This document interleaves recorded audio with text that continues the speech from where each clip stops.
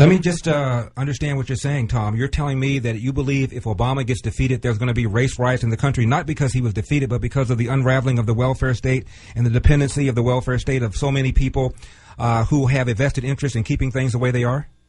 Well, no, it's not quite that rational. I think that there are a lot of people out there who have every incentive to polarize the races, and they're being supported in innumerable government programs. I mean, from the Al Sharptons and Jesse Jackson right on down to the local street corner rabble-rouser. And I cannot believe that they will sit there quietly and see this man defeated if he is defeated, and not say that it was a fraud. So you're saying that people are going to say that the election was stolen from Obama, the way Kerry is still saying that he lost the election because it was stolen from him in Ohio? Yes. Wow. And that it'll lead to race riots? Yeah, it will, I think. What if Obama gets defeated, Tom, but Republicans don't get control of the Senate? Oh my God, it'll be just a total turmoil, because so much of what Obama did has to be undone. You can't just let it keep on under its own inertia, because it's set up in such a way that he's flooded the bureaucracies with his chosen people.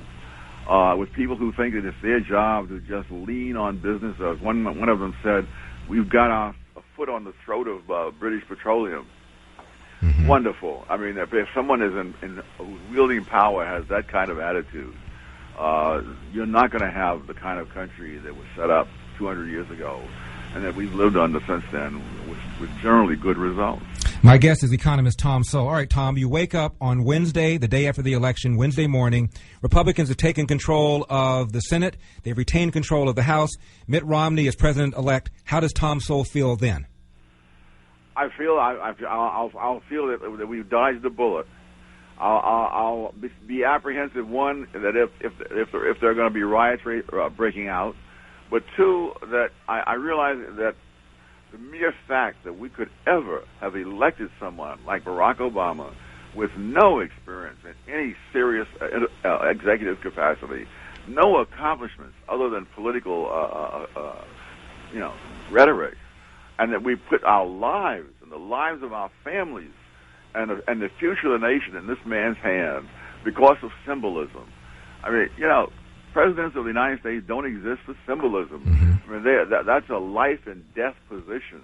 And if you would go out there and vote for someone on the basis of this, that he's the first black president.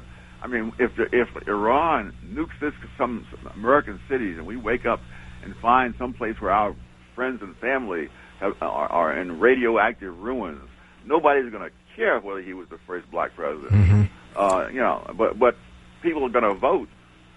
Based, many of them, on that kind of symbolism. Well, Tom, I've always been cautiously pessimistic. I believe that you're going to wake up on Wednesday, the day after the election, and find that we've elected Mitt Romney and Republicans have taken control of the Senate and retained control of the House, and you will have dodged a bullet. I will bet you a 16-ounce glass of Perrier, because neither you nor I drink, that's going to be the result, Tom. All right, you're on. You're on. We're encouraging gambling, but what the heck? Tom Sowell, thanks a lot, Tom. Take care. Appreciate it. Bye-bye.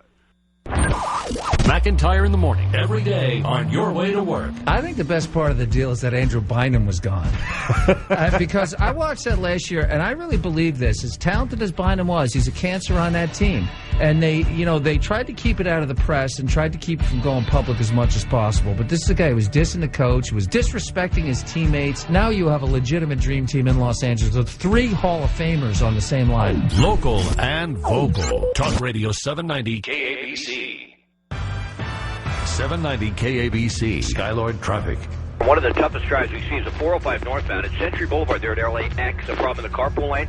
But really, what we're seeing on the 405 is delays starting at LAX.